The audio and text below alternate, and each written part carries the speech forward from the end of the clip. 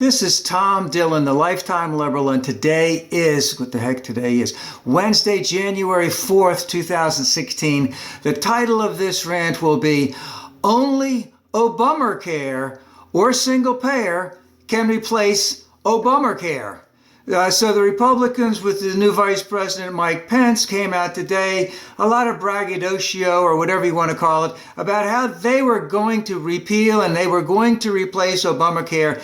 And they assured the American people that everything that they were doing would be in their benefit, meaning the American people. And that everything was going to be great. Of course, the way they did it was saying that Obamacare was absolutely terrible, and they went into, let's just say, serial prevaricating or serial embellishment about anything that's wrong with Obamacare. Now, Obamacare is not perfect. It can be enhanced, and that's what Hillary was going to do. They don't want to enhance it. They don't want to make it any better. They want to get rid of the whole thing, okay?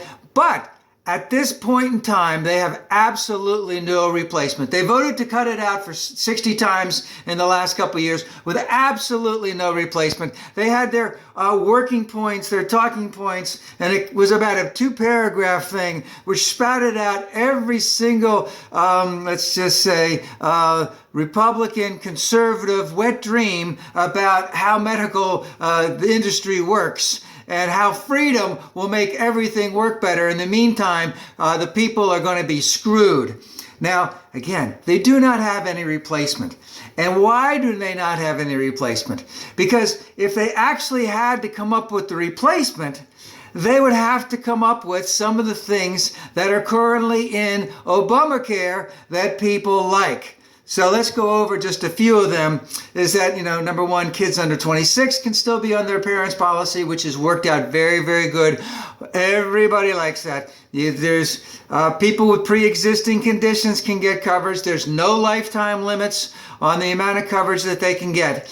And the changes that Obamacare brought in terms of health care in general, having it based on fitness, on wellness, and not necessarily on hospital visits, meaning they put something into it to not just pay for just hospital visit after hospital visits, but how do you make this person stay well, which has basically helped reduce the increases in the cost of medical. So remember, during the Clinton and Bush administrations, healthcare was going up much, much faster than the rate of inflation. I think that it was going up over 10% per year. And Obamacare has significantly reduced the increase. So it hasn't stopped the increase. It hasn't made it lower. It's significantly reduced the increase in terms of all of the costs. It's gone at a much slower rate. And this benefits everyone, even people on private insurance, because their premiums are down. Their prescription drug costs are down. So everything that Obamacare has said it's going to do, not being perfect in the same way, they've pretty much done. It has brought in 20 million new people. Some of those people who are not on the ACA actually qualified for Medicaid. And this has benefited so many people. And of course, the Republicans want to get rid of it lock, stock, and barrel. I can't even think of all of the things that they used to say about it.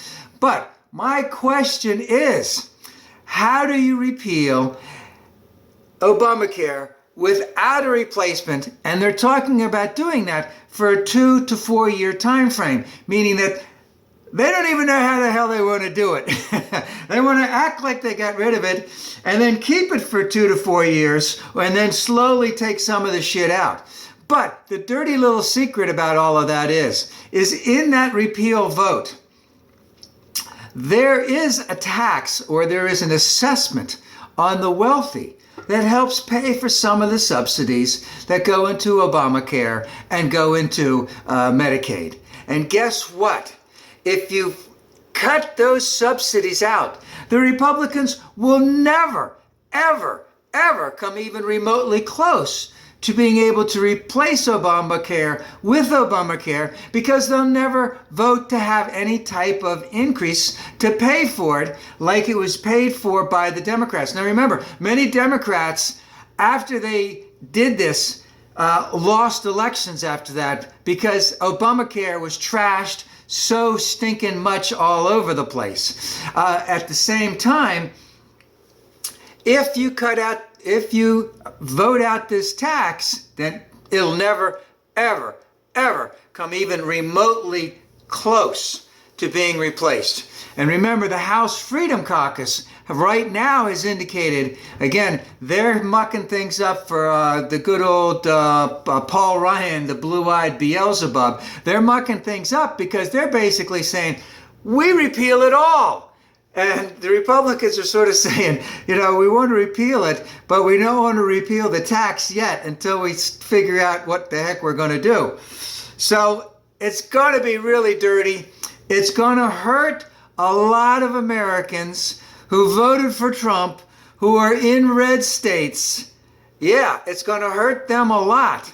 And, the real thing I have another question about is how funny it is that what we've been hearing about for these last couple of years, that how did this fascist, communist, socialist, and let's not forget Kenyan colonialist, help initiate that law to provide 20 million plus Americans with insurance, while the real Americans, Paul Ryan, that blue-eyed Beelzebub, and his minions, and were there. Because I watched them on their little dais today, and every one of them was a white person. And again, they're not there to help any of the people of color. They're not there to help the poor people. They're only there to help their people and exceptionally rich people